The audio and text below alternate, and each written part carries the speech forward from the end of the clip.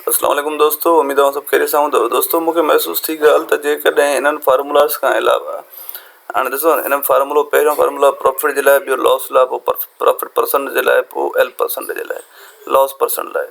हाणे इन्हनि मां ई ॿिया फार्मूला जनरेट थींदा आहिनि, पर मूंखे लॻे थो त मे बी कुझु दोस्तनि खे ॿिया फार्मूला जनरेट करणु न अचनि।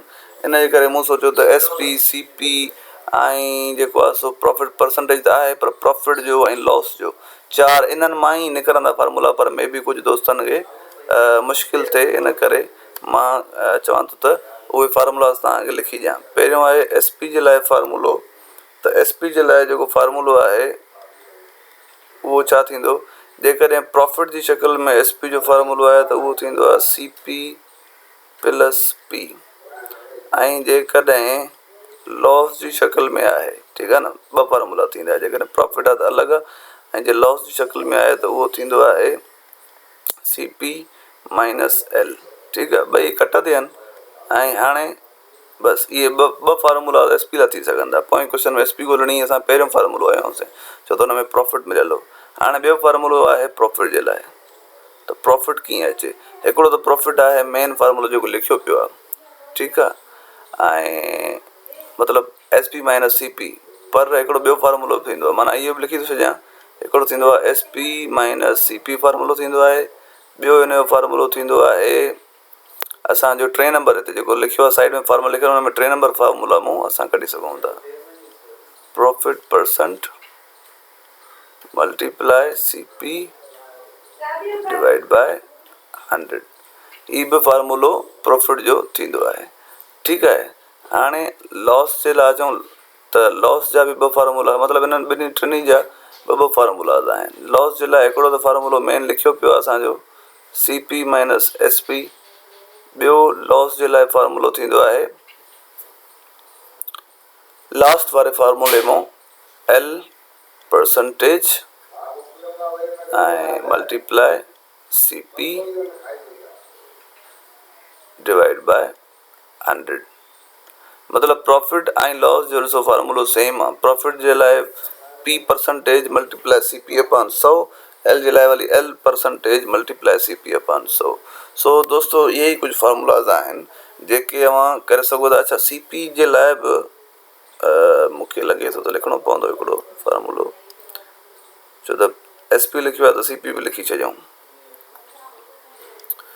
ऐं ॾिसो सी पी जे लाइ हिकिड़ो त मेन फार्मूला आहे सी पी जे लाइ। हाणे सी पी कीअं निकिरंदो, सी पी जेकॾहिं प्रॉफिट जी शक्ल में आहे त उहो थींदो आहे एस पी माइनस प्रॉफिट, ऐं जेकॾहिं लॉस जी शक्ल में आहे त थींदो आहे S P plus loss. Sorry जी,